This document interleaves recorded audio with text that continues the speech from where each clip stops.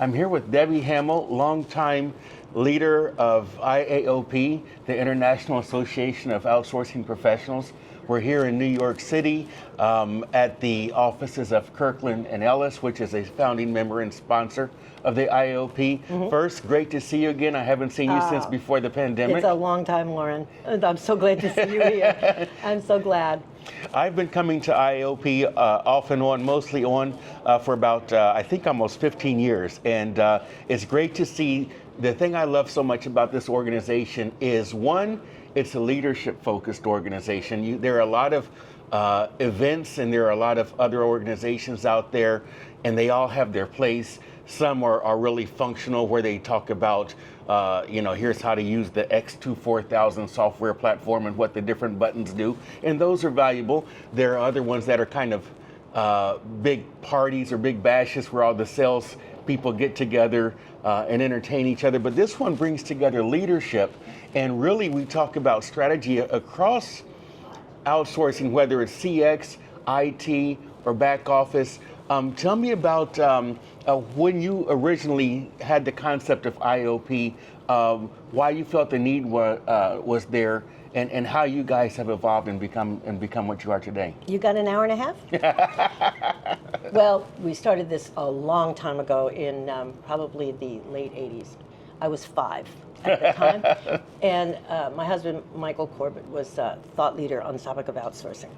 And he spoke all over the world, and we created training programs. And as a matter of fact, he wrote the Outsourcing Professional Body of Knowledge.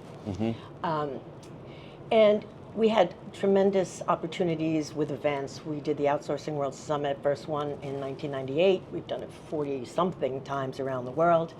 And then in 2005, some of our key sponsors, Kirkland Ellis being one of them, and 7 others, said, you know what we don't have? We don't have something that's an advocate for the profession, and outsourcing is a profession. Yeah. And these are professionals. So that was kind of the turning point. So in 2005, we became IAOP with the help of the sponsors who became our founding members, helped us develop it, helped us create the thought leadership, and have stayed with us, ever since. And it has evolved. The pandemic was hard for everybody. Yeah. And we knew we had to make changes. No one was going to be going to an 850-person event for 4 days at a resort.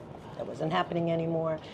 And we kind of had to pivot a little bit. And so we have a bit of a new model, the way we've evolved. It's always been about content and thought leadership and bringing people together. So the connection piece is huge. Right. So that's really what our focus is now. We want to connect people with the resources they need, meaning, hey, here are your thought leaders. And we want to bring this connection to smaller groups. So our Outsourcing World Summit is now about 200 people. Everything we do is hosted by one of our partners. And it's an opportunity for everybody to come together in one spot over a 2.5-day period. And they do everything together now. We go out in the evening. But what has developed from this is these long relationships between thought leaders. They learn from each other, and they're so willing to share. And that's what makes it exciting for me. And seeing people I've known a long time, because they all become your friends, and you share this amazing experience. So for me, IOP is just an opportunity to bring that kind of knowledge and that kind of knowledge sharing and connection. I mean, you need a partner sometimes to get something done. You really want to innovate. You've got some great things going on. You need to find the right partner. In fact, we don't even like to say service provider. It's partner. So right. The buyers, the advisors, service providers, they're all partners to do something you couldn't have done on your own.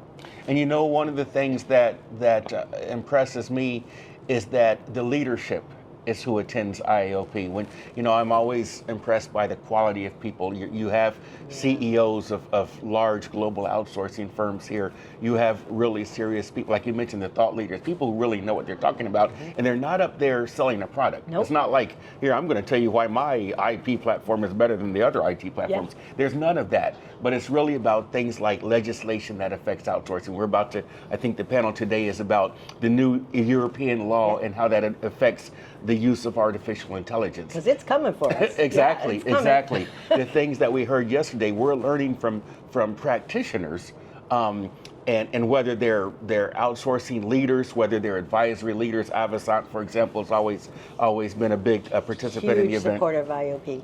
Yeah, but I mean, then we have like these partners of Kirkland and Ellis and other law firms, Baker McKenzie, I think yesterday, that are sharing knowledge of this is what I've seen, this is what I see in the contracts when it comes to, and the questions that you get from leaders. So it's really the primary high level event. And there are some other prestigious events, but they're usually put on by somebody trying to sell something. With IAOP, it's people trying to learn something. And share it. That's the thing that amazes me is the willingness to share it. The collaboration. And learn from each other. It's not competitive. That's the thing that I love about it. You know, you can have a panel with 6 advisors, and they're all going to share a point of view that's helpful to the audience, you know, so it's great. Now, you have a big event coming up, and I say big, I mean big in content and value. I don't mean big in industry bash with 20,000 of your closest friends, but tell me about your Chicago event that's coming up. So this will be the 3rd year we're doing it in Chicago. It's hosted by HCSC. Dan Schufert, wonderful guy. He's on our strategic advisory board. They have this beautiful space they let us use. Baker McKenzie also has beautiful space that they host us in, and it's the opportunity to bring about 200 people is about the limit, and we don't do breakouts anymore. We do everybody together. Every speaker's in front of every attendee hears all of the content, and we record it. So we make all of that available to our members that could not attend. Got it. And so, you know, as a native Midwesterner, you know, Chicago's kind of the capital of the Midwest. So, It's so great. looking forward to that. Turns out it's very convenient for everybody, and it's become kind of my favorite city. No knock on you, New York. I mean, I was born and raised in New York, but Chicago is great, and I'm going to see you there, right? Yeah, absolutely. Now, for those people that want to find out more about IAOP,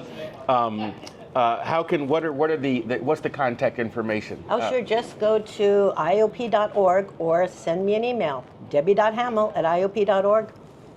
You know, looking forward to seeing it. Looking forward to seeing the organization continue to grow in quality. And it's really, you know, the thing I like about it too is that it spreads across outsourcing, because there are IT-focused events, there are CX-focused events, there are back-office-focused events, but you really bring it all together, and it's really the leadership and the issues that affect outsourcing and global service delivery across the different vertical sectors. Thanks, Loren. Absolutely. You said it beautifully. So see you in Chicago, and I'm not. See you in Chicago. This isn't a commercial. It's not a sales pitch. This is really, it really is a valuable event. Like I said, I've been coming. It's the only event that I've attended regularly for probably about 15 years now. So great seeing you again, Yes, and see you again in same Chicago. here. See you in Chicago. Okay. Thank you so much.